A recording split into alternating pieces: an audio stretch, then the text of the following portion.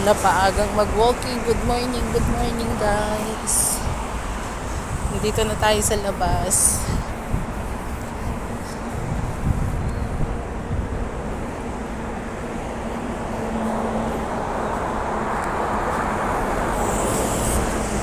Mahirap pag maulan mamaya, kaya uulan na ako ng time para lumabas. May bibilihin lang.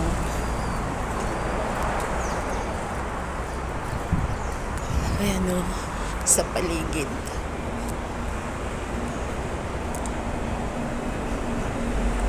Punta ako ng Saiwan saglit. Tulog pa ang mga amo.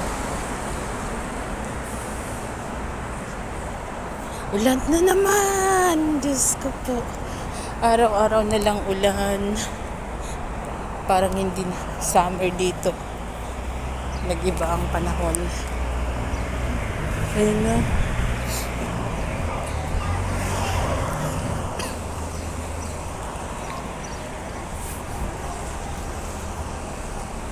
Walang pasok kasi yung alaga ko, kaya late ako nagising. Tapos mamaya mag-isa na lang siya sa bahay. Kaya inagahan ko habang nandun pa yung mga amo.